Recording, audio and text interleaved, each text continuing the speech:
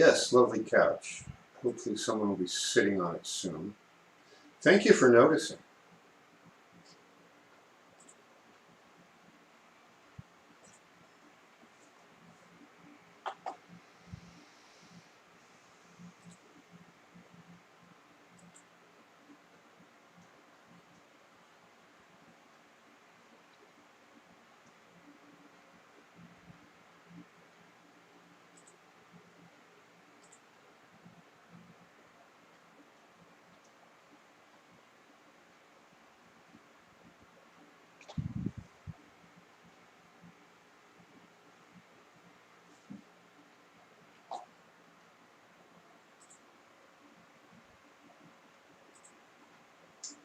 Alright, well, that is, it looks like we're looping again. It'll be easier to tell when I'm over there, so. Alright.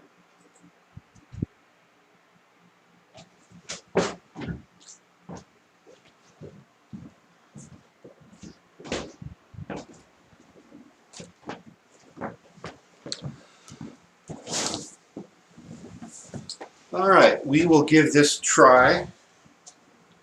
And if it works, it works.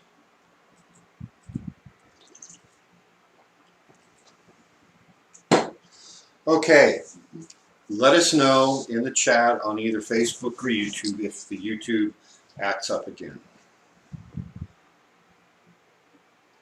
Where were we? Yeah, Monday night in Mount Shasta, Toltec discussions with Golden Eagle. Alrighty.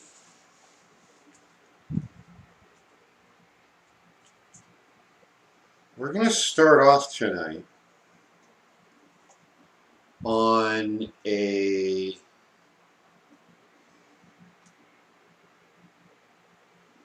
track that is discussing where I'm going tonight is I'm going to be presenting information and analogies about how you train as a Toltec.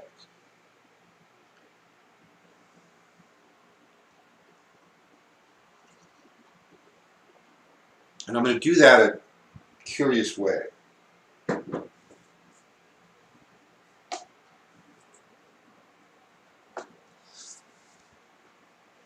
Back in the 1970s, some of you weren't even alive then, a strange, curious new movie came out called Star Wars.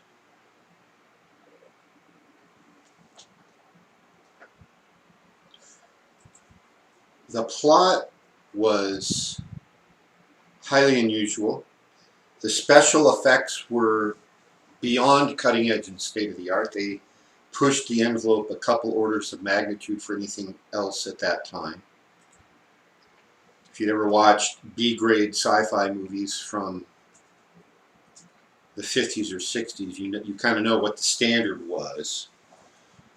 And then Star Wars came at it and combined computer generated, those matte paintings on glass, and all kinds of things that blew people's minds. But more than the special effects was a plot line that absolutely resonated with the world. Luke Skywalker, Obi-Wan Kenobi, the evil Darth Vader, the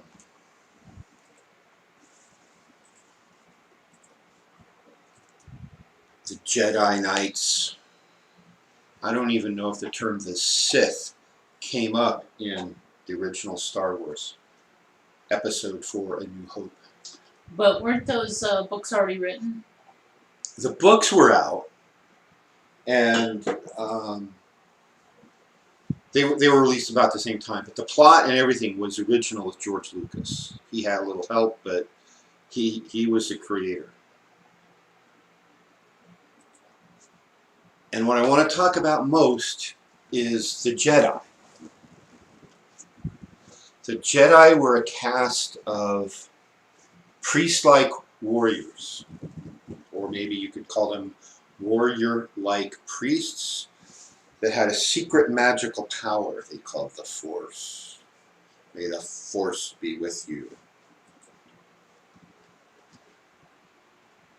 And people oohed and awed, and our minds were blown. My dad, as some of you know, was an engineer in his life, and so we both loved sci-fi. We read the same novels, we talked about them, and we would occasionally go to the same movies. And I took my dad to see this movie several times, if you could imagine. Someone from my dad's generation going to see a popular sci-fi movie more than once.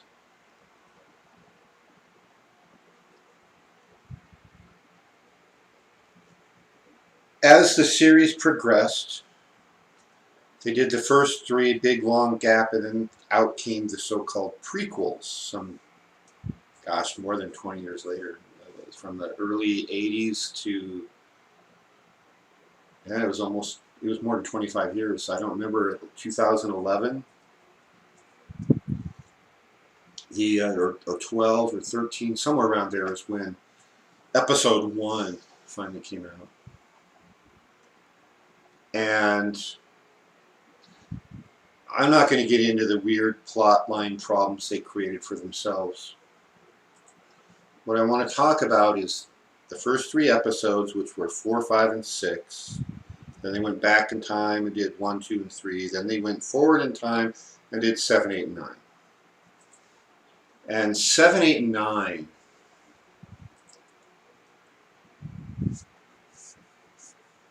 they had all new writers.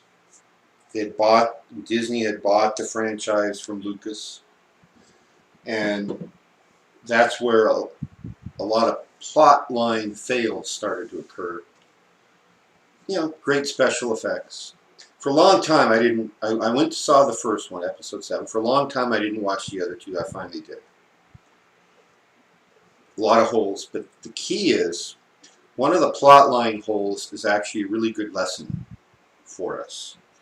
And that's, what did Luke Skywalker do after the Return of the Jedi, when Darth Vader was dead, the Emperor was dead, the evil empire was overthrown, and freedom reigned throughout the galaxy? And then you fast forward another 20 years to the start of episode 7.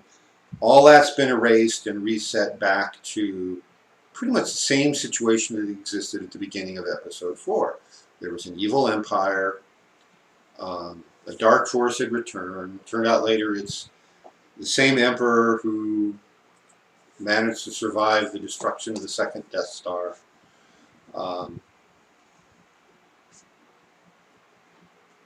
And what did Luke do?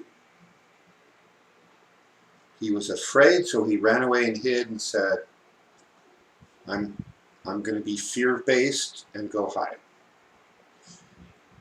He had finished his training. He had faced Vader, which was the last checkbox on his checklist he needed to do to officially become the last Jedi. He had defeated the Emperor. They had blown up the Death Star, and he had won the revolution. And yet somehow he became fear-based, ran away, and hid. That's not the response of a Jedi.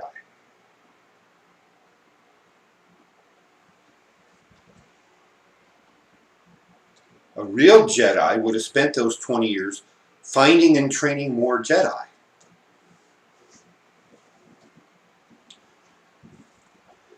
Preparing for the eventual return of the Sith, because just like the yin-yang symbol tells us in this reality, there needs to be a balance between light and dark.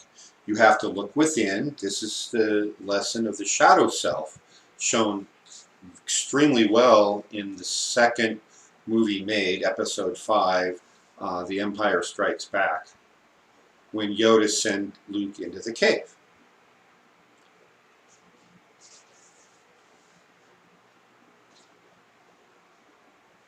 So Luke knew all this, and the plot line has him cringe and run away and hide, and we hardly see him in these movies except as what they call a force ghost.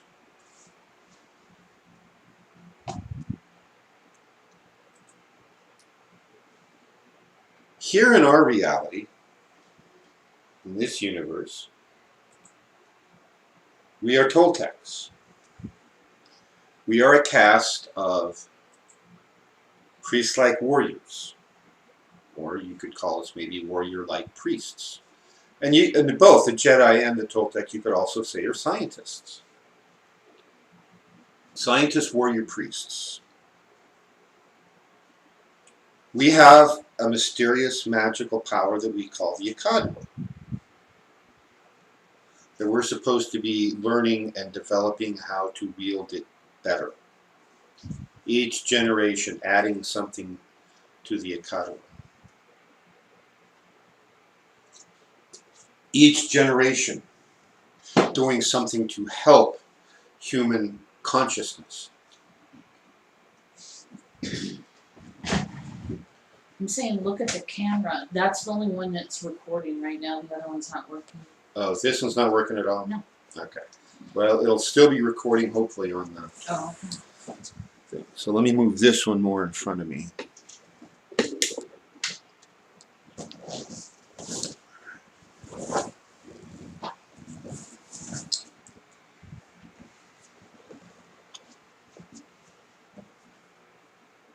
We are supposed to be training,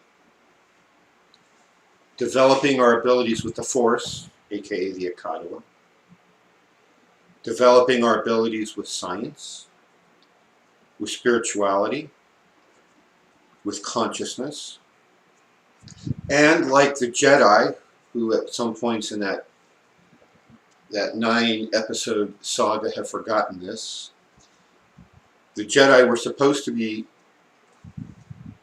only about service to all beings everywhere. Can't say all humans because not all Jedi were human. All races, all creeds, all colors were involved as Jedi.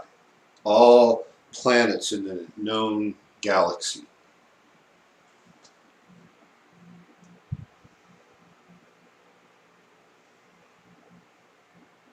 So Toltecs, we are supposed to be in service to humanity. We are supposed to be working to further human consciousness, to engage in a process we call transcendence, which is the evolution of humanity. It's the raising of our vibrations, of our collective consciousness. It's creating a universe that's bringing heaven down to this physical plane. Different spiritual traditions have different names for this. One of the common ones you probably have heard of is the kingdom of God. The kingdom of God is within you, right? As the ancient scriptures tell us. So stop looking for it out there. It's not out there, it's in here, right? So the Toltec version of transcendence is equivalent to creating on earth the kingdom of God.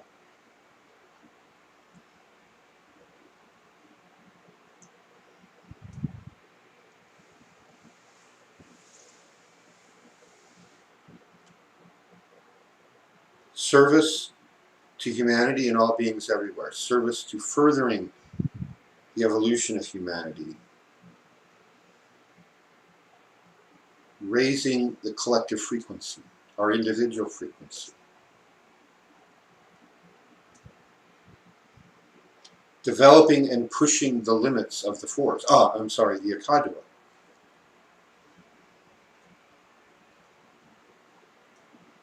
See, the Jedi at several points forgot that. They stopped developing the Force. Apparently Qui-Gon, who was Master Obi-Wan Kenobi's teacher, final teacher, was a master of studying the Force, and who seemed to be the only one who read the prophecies about the Force and the the, the Messiah who would bring balance to the Force, which every other Jedi misinterpreted it except Qui-Gon,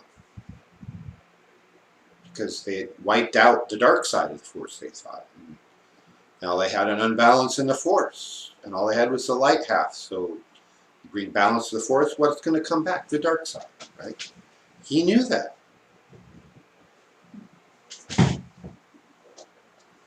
And then he died in episode 1, near the end. The backstories that you can read, he was apparently the only Jedi that the Sith feared. They didn't fear Yoda, they didn't fear, what was Samuel L. Jackson's character's name? Starts with a... Muad'Dib will tell us. She'll type it in, I can't remember. Wing 2, what? Anyway, she'll tell us. They didn't fear any of them. They didn't fear the Jedi Council anymore. They had become weak and complacent, even Master Yoda. Nobody saw the Sith coming except Qui-Gon. And Qui-Gon was the only one who fought a Sith, although he died in the process. And then Kenobi, his student, defeated the Sith, Darth Maul.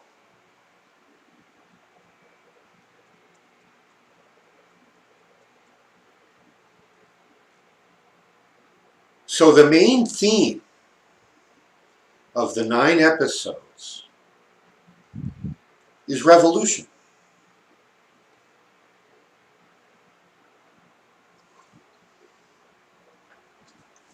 Back in episodes 1, 2, and 3, which were the so-called prequels, that's where the evil empire started and the revolution started.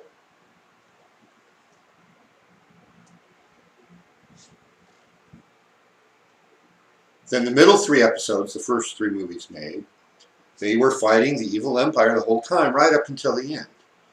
And then you fast forward to the, what do you call the prequel, and then the aftermath movies, the 3 aftermath movies. Anyway, apparently the Disney writers couldn't come up with a new plot, so they just rehashed the old plot. Well, let's bring back the Emperor and bring back the same plot lines, and we'll fight another revolution. They couldn't come up with a new enemy, so they just brought the old ones back to life. Which is part of what made the movies bad, but for our purposes, there's lessons here. And why were they fighting a revolution? Because they started being ruled by an evil empire. That they had voted to give the emperor all these powers because of, interestingly enough, a war, or actually a series of wars, that the emperor had surreptitiously created back when he was just what we would call today the president pro tem of the Senate, the head of the Senate. Senator Palpatine became the evil emperor. And he was voted into office, and they voted to give him the powers, and then he killed everybody and took all their wealth and became the evil overlord. So the movies, the Star Wars trilogies, the trilogy of trilogies are about good versus evil and freedom versus slavery.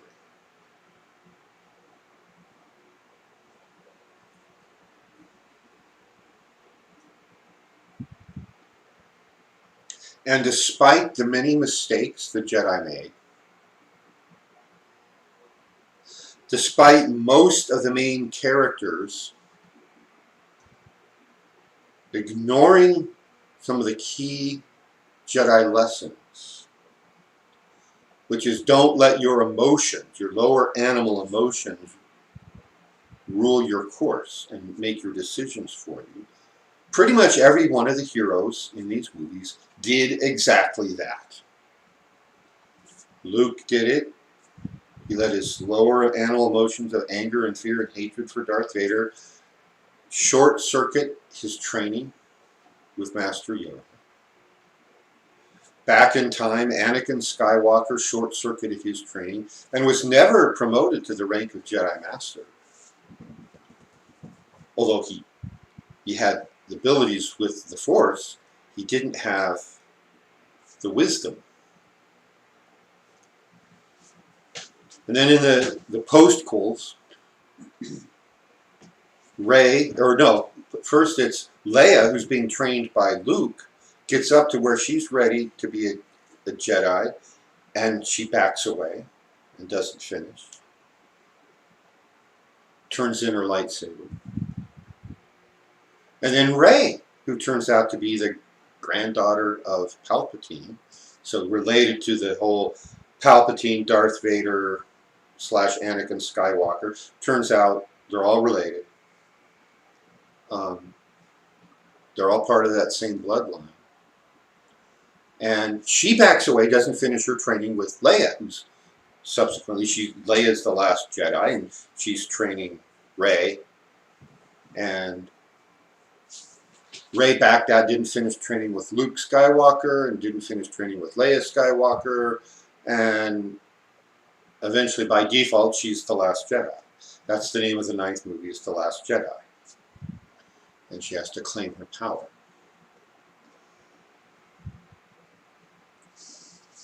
Sounds very Tarot-like. It is. It's Tarot-like, and it's Tree of Life-like, right? Because especially the very first movie, Episode 4, The New Hope, Luke Skywalker, classic example of the hero's journey as described by Joseph Campbell, which is exactly like the Tarot and exactly like the Tree of Life. And that's why it resonated. Because it's in harmony with that core function of the universe, the core structure of the universe. Later on, the movies became all about whiz-bang, shoot 'em up, fast things flying amongst the stars or the trees, and a lot less based on the truth of the universe.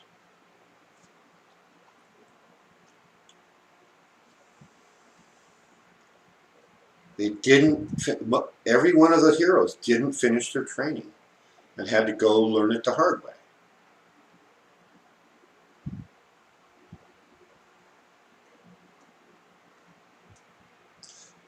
Out of all of them, the only one that wasn't tempted to the dark side, never even went there, was Leia.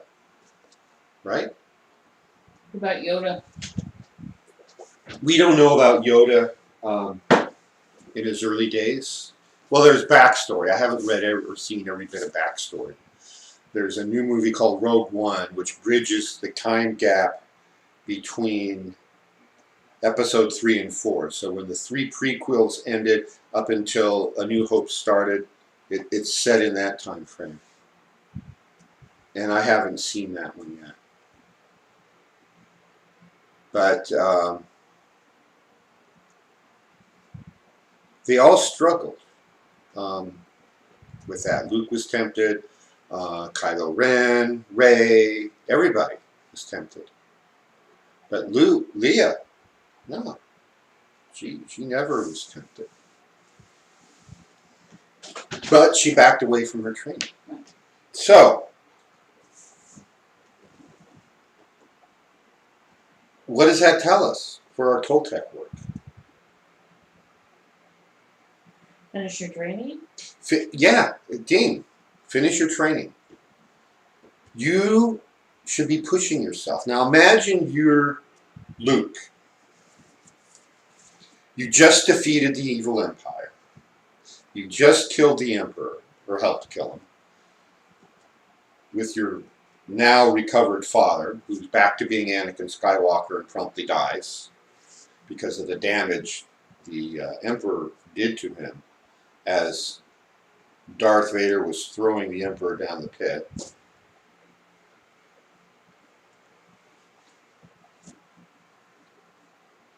And you've got everything in front of you, right? You've got no empire trying to stop you. You can rebuild a Jedi Academy. You can continue and push the envelope. I never heard what happened to the Jedi's library.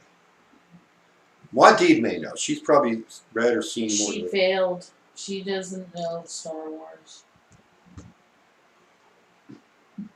She said she failed. She said she failed and doesn't know Star Wars. Well, time for some training there, Muad'Dib. I said, I thought you called yourself the Comic-Con queen. Yeah, really. Comic-Con. Jedi mind. The Tootie. Really? Ugh. Okay, you know your homework. There's 9 movies plus Rogue One, and I think there's another 1 or 2 that were created for something or other. But just stick to the core 9. Just start with episode 1 and go all the way through. You don't have to watch them chronologically in the order they were produced, unless that's your desire. Do you want to know who's online now, or? That would be a good time to know who's online before I start converting this into Toltec training. So we lost YouTube. George had just logged on there. I don't know that George is on Facebook, so Yeah. we haven't seen him come back on. So Muad'Dib is with us. Yvonne is actually on Facebook. Yay, Yvonne. Ding, ding, ding. And Jayesh is with us tonight. Oh, hi, JH. Nice to see you. Lonnie Anderson, Lonnie, Patricia, Patricia, and Violet Flame. Violet Flame. Oh, Dennis was with us, but again, I don't know if he transitioned on here. And I don't know that anybody else made it. Yeah, I don't know what's up with live. Oh, Jean Louise just came in. Jean Louise. Hi, Jean Louise. Oh, and Will's back. Will's back. Will was gone. Now he's back. Well, I hope Dennis joins us. I hope George G can join us. It's been a interesting last couple of weeks, thinking I had all the bugs worked out, and such was not the case. And What can you expect during the meltdown of the universe? yeah, so the we had a Facebook broadcast we watched yesterday from somewhere else, and it was going in and out the whole time. So I think it's clearly a Facebook issue. I'm sorry, not Facebook. YouTube was going in and out. That's right. We did move on to Facebook, didn't we? Yeah, and so I think YouTube is melting down. That's what happens when you get in bed with Google. Yeah, really. So, thank you all for being here. I honor you for choosing to spend your time this way. So the Toltecs, you know, if you're Luke Skywalker and you now have no pressing urgencies, nobody's trying to immediately kill you and your friends, you have the authority and power and the blessings of the universe, and all the Force ghosts lined up. Yoda and Obi-Wan Kenobi and Anakin Skywalker, who's your father, and they're now officially in the ancestor pantheon, and they appear to you and they say, good on you, go to work. How do you melt that down? How do you mess that up, right? Well, I don't really think Luke did. I think it was Disney who did, but that's another story for another day. So let's reset back to the end of the Return of the Jedi.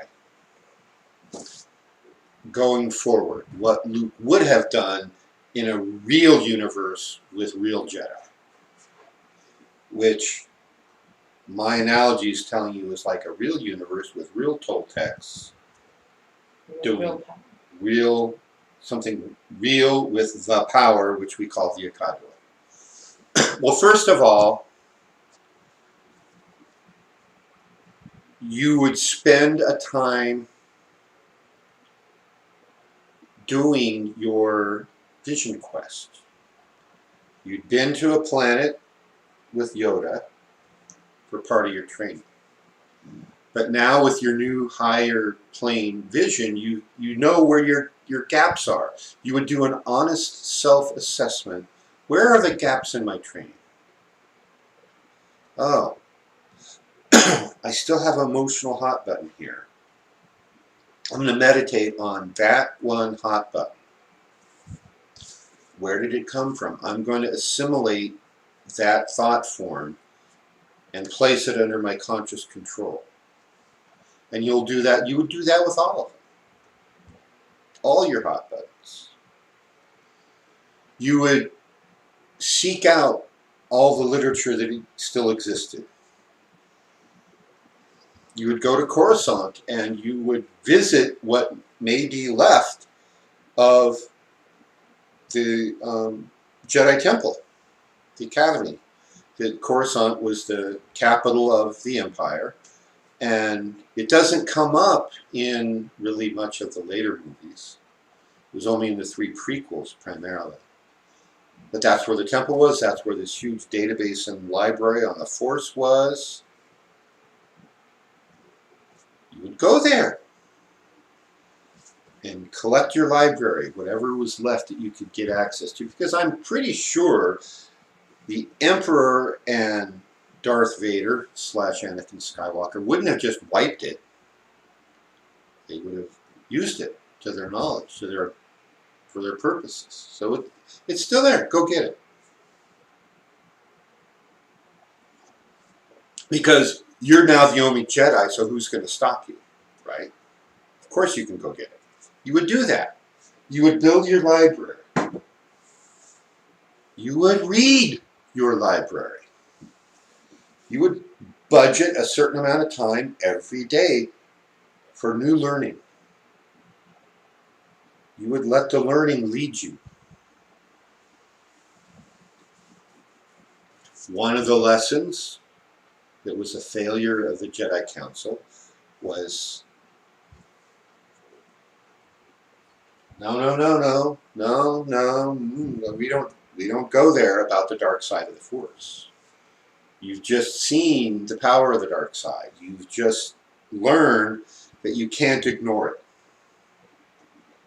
You would take a more Qui-Gon Jinn approach, which was very much like the yin-yang philosophy of the universe is, yeah, there's a light side and a dark side.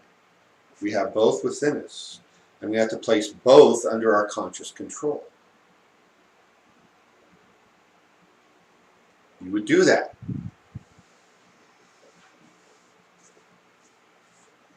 You would study that. You would go inside. You would meditate. You would map the universe with your meditations.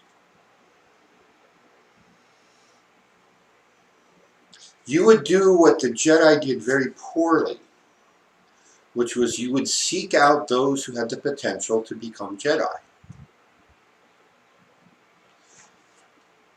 We got the impression as the movies progressed that they hadn't been doing as good a job with that in recent times. This is back in the prequel days. It never came up after that, really. Except to find out that so-and-so is strong with the Force and so-and-so is descended from the Emperor. Because Skywalkers all came from the Emperor. But you would start looking who's got the Force. You would test people. You would train people.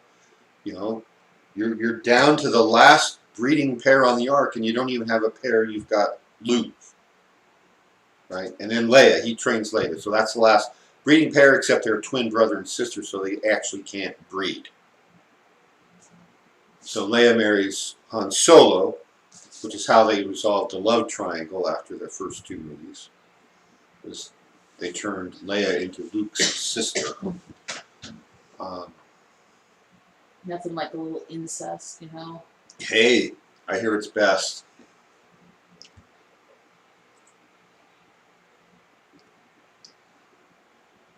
But yeah, you're down to what is effectively, from Jedi terms, the last breeding pair of the arc. And if you don't start finding and creating more and seeking them out to train them, you're hosed. Because even though the Force lengthens your lifespan, um, you don't live forever. Well, isn't that, well, it's part of being a shaman or spiritual teacher is the idea that you've got to leave someone in your Yeah. place. Exactly. And in shamanism in particular, and pretty much every shamanic lineage I've heard of or know even a little bit about, is you have to embrace the dark side. Not to serve the dark side, but you have to recognize that it's within us. That yin-yang symbol tells us that the universe is not possible without light and dark. Life is not possible without that light and the dark. And then we have the conversation with our shadow self, and we pull it back in because it's part of us. And we say, I'm in charge, not you. And you use that power, combining it with everything you've got for highest purposes possible. And the major purpose as displayed in those movies was good versus evil, and being willing to risk everything to fight for what is right. Because all they can do is kill you. Right? That's all they could ever do.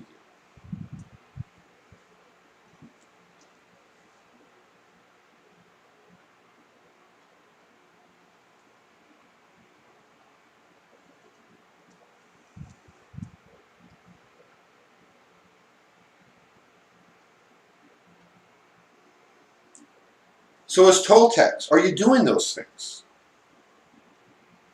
Are you saying, I'm going to keep studying, I'm going to keep learning?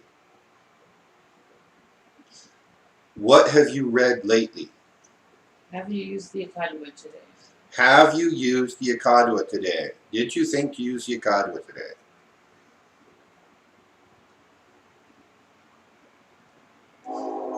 Here is an invitation to everyone watching. Type into the chat line the name of the book that you're currently reading. Or if you just finished one recently, what that book was. You don't have to. It's an invitation. Hopefully you know the last book you read. Oh yeah, it was Dr. Seuss in the 3rd grade. You might want to kick it up a notch.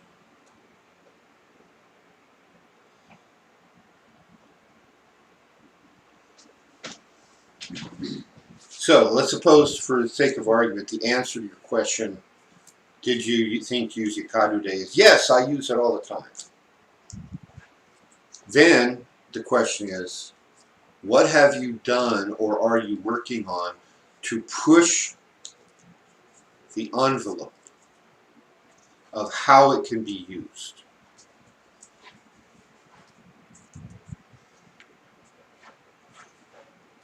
So that universe that Lucas created was elegant and complex and wonderful, at least when he was in charge of the universe. But then he sold it, and it's not as good. From a purely entertainment standpoint, it might be fine, but from a bringing through a message with juice, not so much. Has anybody typed in book names? Well, first of all, Mohadid says, I use the Akadua every day. Oh, good. Ding, ding. And Jean Louise Green read the Magdalene manuscript by Tom Kennon and Judy Sion. Okay. And Little Eagle read Heal Your Life, Heal the World. Oh, she's just trying to score points. Ding, ding, ding, ding, ding. There you go. I don't know. The last complete book I read was Robert Jordan's Wheel of Time, but I read stuff all the time. But Violet Flame has read Scales of the Dragon by Avendar Dragon. Okay. And Moadib is reading Shaman by Yaakov Darling Khan. I've heard of that, but I have not read it. And some little book by Golden Eagle I just got in the mail. Oh, okay. Did you finish it yet? Or is it just in work? And then William is reading Teachings of the Toltec Survivor. That's a good choice. That's written by some dude named Coyote the Blind. I've heard of him, too. So, you're all doing pretty good. You're doing good. Okay, we've got to keep pushing the envelope. We've got to keep pushing the envelope. You know, we can do things, for example, anybody who holds the Akadwa can do a meditation with the Akadwa and your higher self, your holy guardian angel, invite them all, right? About how can I push the envelope of what this can be used for in a way that will further my true will path in the universe.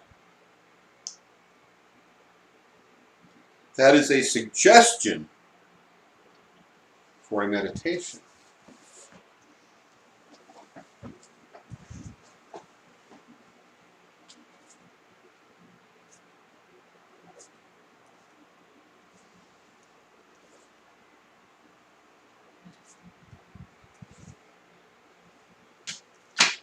So I wrote it down so I won't forget that I'm giving you that homework. Speaking of Robert Jordan's Wheel of Time, that was actually next on the agenda. Just so you know, I'm not just a pure sci-fi geek or only a Star Trek and Star Wars geek. I saw a meme, because there's always this argument between sci-fi geeks about which is better, Star Trek or Star Wars. And the ultimate kind of aha says, well, Star Trek fans don't think that 6 of the 9 movies sucked.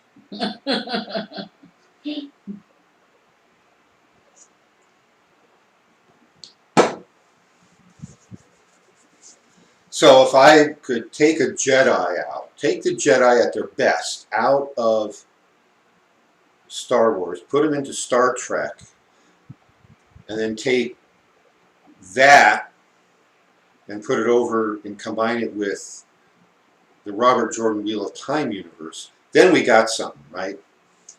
An asceti combined with a Starfleet officer combined with a Jedi.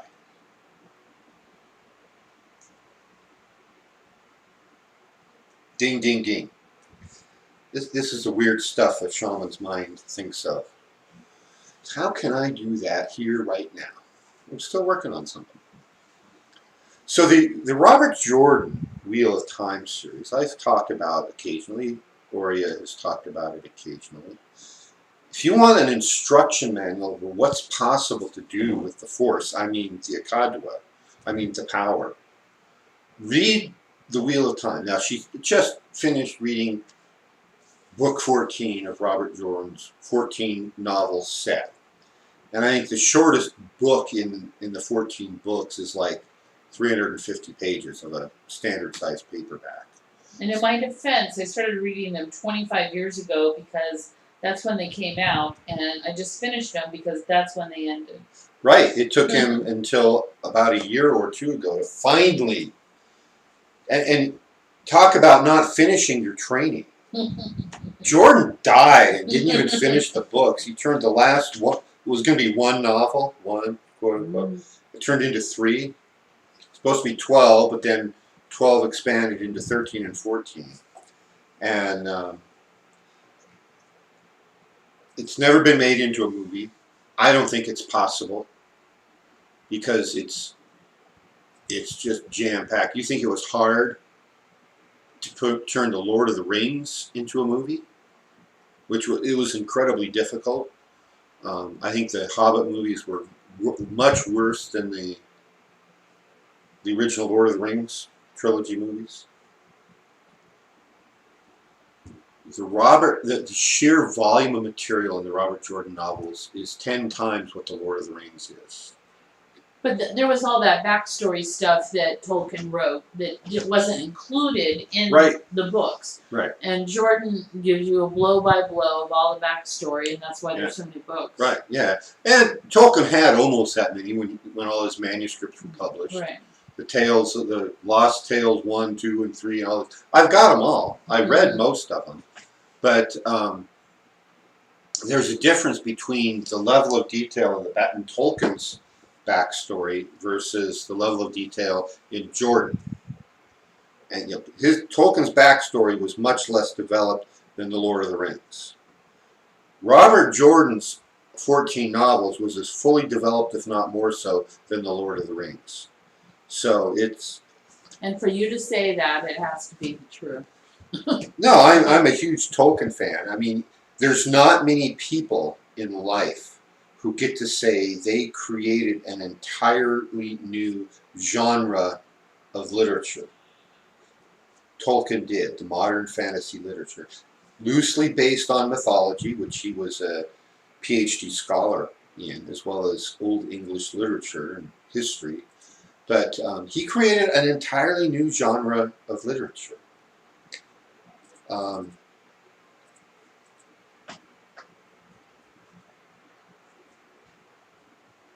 The Jordan novels are about a cast of scientist, priest, warriors, both male and female, trying to lead a civilization kind of set in horse and buggy days back into the golden age that used to exist before someone had blown up the world. It was a post-apocalyptic type of world. And they were leading up to their final battle, their version of Armageddon, which they called Tarmageddon. Just in case you didn't get the correlation. And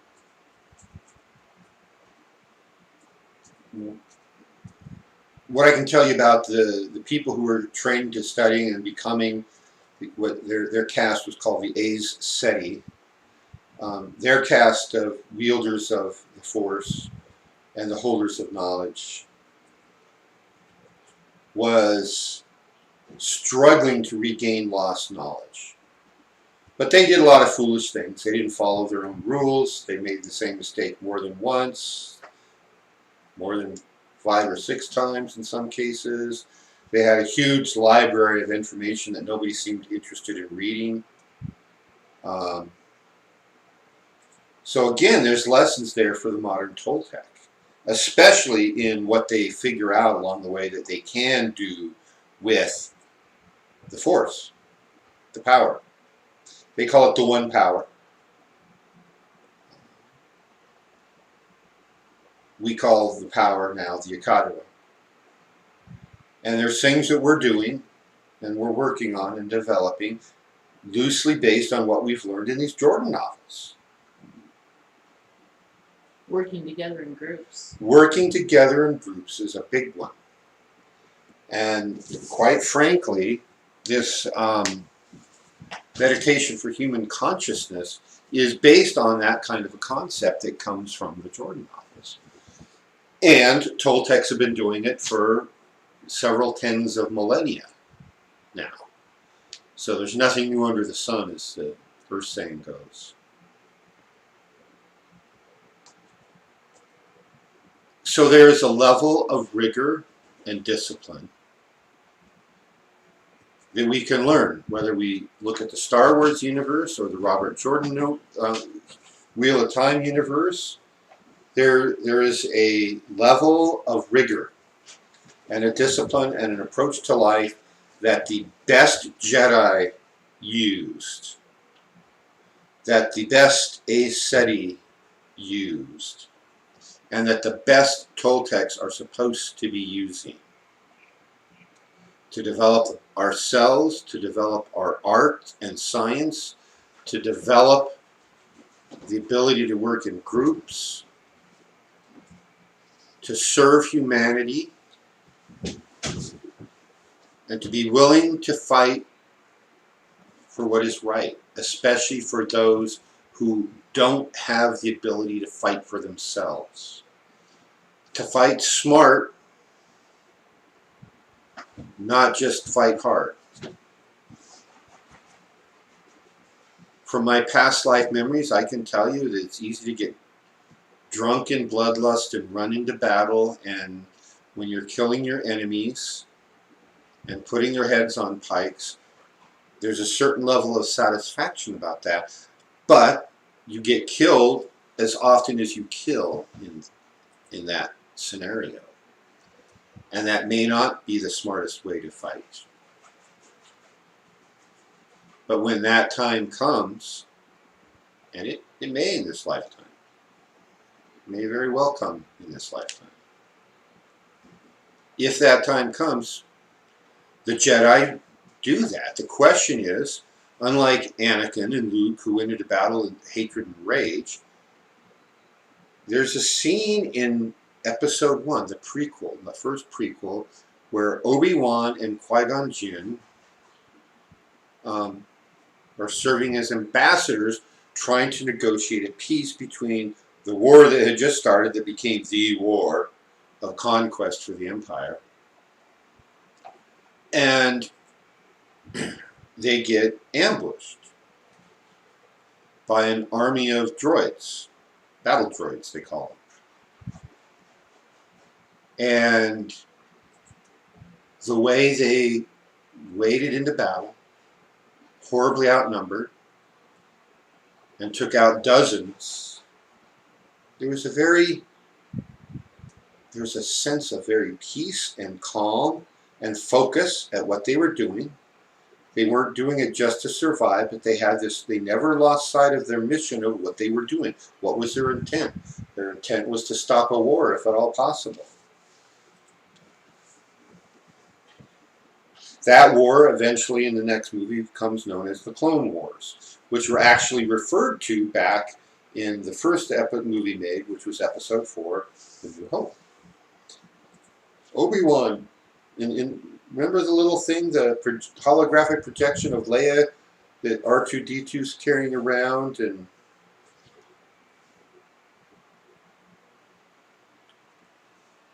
Leia tells General Kenobi, "You served my father in the Clone Wars. You're our only hope." Almost that. But there's this very Zen-like, be here now, I'm killing only because I need to.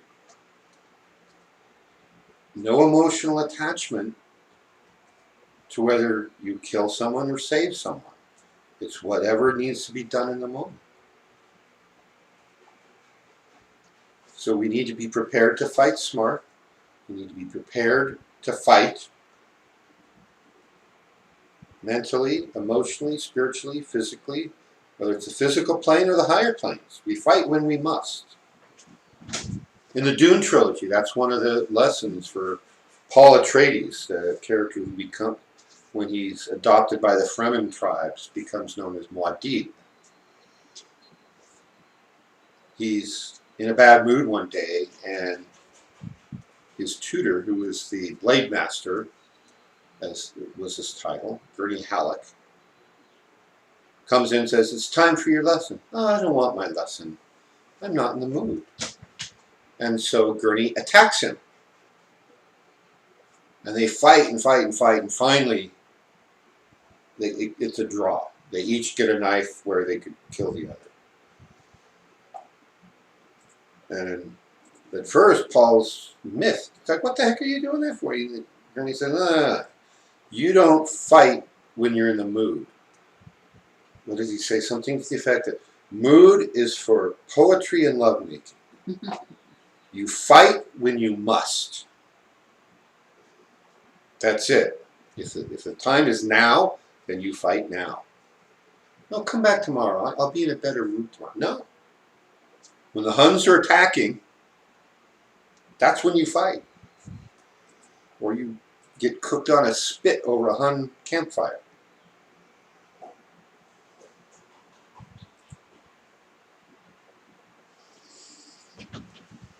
Imagine being Luke in that situation. What would Luke have really done if Disney hadn't screwed up the plot lines? He wouldn't have sat on his butt whining for 20 years and gone and hid in a cave. No Jedi would have done that. No Jedi even somebody who wasn't quite a Jedi, who aspired to become a Jedi, would do that. Luke faced Darth Vader and mastered that. He got the dark side within him under control. He did what Yoda told him he had to become a Jedi. And at the end, the Force Ghost said, yeah, good job, you did it. You're a Jedi. So he's a Jedi. He would not have done that. That's the biggest flaw of the 3 Disney movies from which all the other plotline fails flow. Was how they corrupted that timeline, and especially how they corrupted what Luke did. So we're learning from them. We're rewinding the tape and saying, here's what Luke would do. Here's what any Jedi would do. Here's what any Asceti would do. Here's what any good Toltec will do. So, some parts of the world are still locked down. Some are coming out of lockdown. But we're still alive. Those of you watching this, listening to this, we're alive. So what are we doing to be good Toltecs? Prepare to serve those who can't help themselves, to serve humanity, to further transcendence, to further our knowledge base, to further the Toltec lineage, to further our service, our knowledge of the Force, the Kadwa, knowledge in general. Anything we learn, if we're following our true will path, it's developing the neural pathways we need to connect with our higher bodies of light. Are you exercising your higher bodies of light? Do you take your physical body out for a walk, I hope? When was the last time you took your etheric body out for a walk? It wants to go too. And your astral body. And you've got ones above that.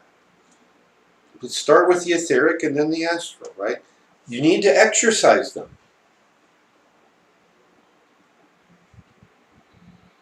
You can't become a fully integrated Toltec, I mean Jedi, I mean Asceti, unless you do all this stuff.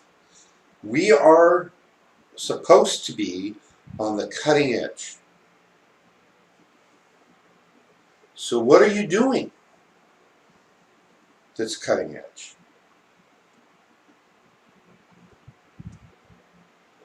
Artwork is cutting edge. Music is cutting edge. Artwork creates those connections in here.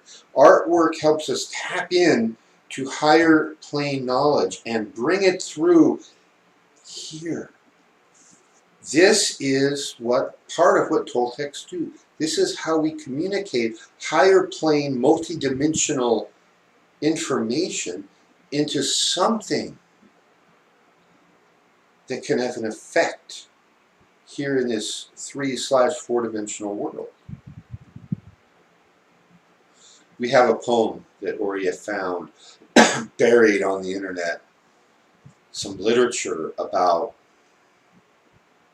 one of the codices, one of the few that was actually copied down and preserved and wasn't destroyed. And it talks about Toltec artists who were true Toltec artists and the fake artist that they call a carrion artist. Carrion is basically the dead animals that the vultures eat.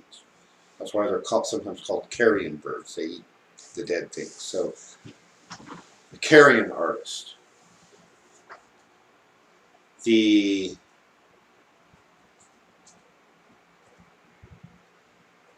ways in which you can push the envelope of your development in harmony with your true will path, the number of ways you can do that, let's see, 1, 2, 3, 4, 890, 248,050. Yeah, it's infinite. Infinity. There's no limit to the ways you can push your development and be of service and serve your true will path. Especially this sensing, the stalker path, right? That's where the Jedi Council had failed. The whole Sith force reactivated.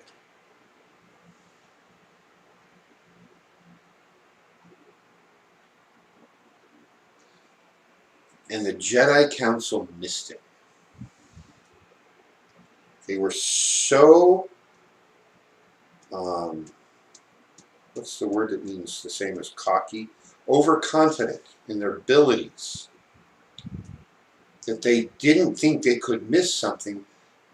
So they really weren't looking. He said he did the same thing. Yeah. To a certain extent, the Aseti made that same mistake at one point in history, and they almost got wiped out because of it. Oh, they would never attack us. We live in our ivory white tower, right? It's made of this special stuff that was made with the power, the force. So it's impregnable. So you get other people who've trained how to use the force better than you have and blow holes in the side. Not to give anything away too much, but it's not until Sean's on. it's not until book 10 or thereabout, maybe 11. So He's probably the only one that will be spoiled for. well, I think he's past that point. Oh, I don't know. I think the last time I talked with Sean. Is Sean on? Sean is on YouTube, so I don't know how much he's really grasping, but he hasn't run away screaming yet. So. Okay, well, welcome, Sean Meister. I hope to see you this month. And if George is still on there, maybe, and Dennis, I don't know, they haven't mentioned it, but. I wanted to mention something. Go right ahead. I took a it was for a graduate degree that I had to take an anthropology class. Mm-hmm. So studying about different cultures around the world, but in particular, this class was studying cultures that employed shamanism. Okay. And so they were trying the best they could to use an example of how to talk about what the beliefs and practices are of a shaman and the groups that they work with, to a classroom of, I mean, there was everybody from just right out of high school, up into their 50s and 60s in that class. And so they actually showed the first Star Wars movie. Ah, yeah. And it was interesting how many of the younger ones had never even seen any of. I know, isn't that amazing? One of my own students. Okay. Oh. And so, but because there were so many examples of like sympathetic magic and mind over matter and willpower and the training and all of those different things, that it was a good work movie then. Yeah. For well, it an still anthropology class. Yeah. For anthropology class, for shamanic school, for pretty much everything. I just realized I don't have any of those movies. Maybe one of the later ones, or one of the early ones on DVD. I have them on video for a VCR player, and then my last VCR player died. So I at some point I want to pick up a new one of those machines that has a VCR and a DVD player in the same machine. I need a new one of those. So if anybody wants to make a donation to have one for the school, I'll invite the school over and we can watch. And anybody who wants to watch will have a movie night with the Star Wars movies. Because it is good training, especially the very first movie made, Episode 4. And I remember when that first came out, I didn't know about Joseph Campbell or The Hero's Journey or Right. any of that stuff when it came out. But there was something that just spoke to you as if this was more of a medieval, true historical account. Yep. And yet it was set in the future, you know? Right, in a very futuristic world. I don't know how exactly, I never really read like a biography of Lucas and how he came up with these ideas, what he pieced together. I know he was working with somebody who did know Campbell's work. Mm. And so that's why the plot of the very first movie followed the hero's journey so closely. It's not written in by the original author? Or is there an original author? Lucas, Oh, he George wrote all the Lucas. books? Okay. Because Was I the knew all the creator. books were written and then. He's the one. He didn't take somebody else's work and adapt it. That was him. And it was genius. It really was. The ultimate challenge for anybody watching is read The Wheel of Time. The first novel is called what? I don't know. That was 25 years ago. Well, if you look up Robert Jordan Wheel of Time, you type it in, and there'll be 14 volumes, and it's probably on Wikipedia, and it'll have a list of. So yeah, go look. It wasn't the Eye of the. It's the Eye of the World. Yeah. That's it. The Eye of the World. Right. Had to think of. Yeah. Okay. Now, don't ask me to tell you all 14 In order. in order. I can do it. Number 1, Right. number 2, number 3. Got him. So, if you're a formal student in this school, and probably half of you are watching, you need to be Toltecs, and you need to do your Toltec training as rigorously as Luke would have done for real before Disney screwed up the plot. Right? The kind of things I've talked about tonight. And you need to be ready to act at a moment's notice. It's like the Dune lesson, right? We fight when we must. We act when we must. That's the warrior. If you sit back, well, I don't know. There's, the Death Star's coming around the corner, and they'll be in firing range in 15 minutes. But I'm just not in the mood to get my X-wing fighter and go drop a bomb down that thermal exhaust port. Call me tomorrow. Well, in 15 minutes, your planet's going to explode and you'll be dead. So when it's time to act, you go act. Jedi are supposed to do it. Asceti are supposed to do it. Toltecs are supposed to do it. And if you don't have the slightest clue of what I'm talking about, because you haven't read Robert Jordan and you haven't read or seen the movies of the Star Wars series, there's your homework. You know who our real probably role model is Bilbo, or the hobbits from the Lord of the Rings, who, when nobody else would go to Mordor, Frodo went. And Sam And- said, well, if Frodo's going, I'm going, because the man can't cook to save his life. He's going to end up out in the wilderness doing roast chicken with no salt. So of course I have to go. Yeah. The Bilbo story in The Hobbit, the book, not the movies, is classic hero's journey. Mhm. Frodo's story in The Lord of the Rings, classic hero's journey. Aragorn's story in The Lord of the Rings, classic hero's journey. You got to read the whole book. It didn't come through quite as well in the movies. But I think Aragorn in particular, he was reluctant and resistant through the first couple of books. But Yeah. there's a point at which the warrior is called. The hero isn't always the one fighting all the little skirmishes. Yeah. You know, they're there for the final battle. And they need to grow into and step into their shoes. Yeah, that's exactly what Aragorn did. That's exactly what Frodo and Bilbo did. And Luke. And Luke did. Because in the hero's journey, this is right out of Joseph Campbell's work. I've got 4 of Campbell's books here somewhere. Although, to be fair, I think I have 2 copies of the same book. The hero, at the start, has to be tricked onto the path, usually by a wise old man or a wise old woman. And so Luke doesn't want to be on Tatooine, right? He wants to go out. This got edited out of the first movie, but it's in the book.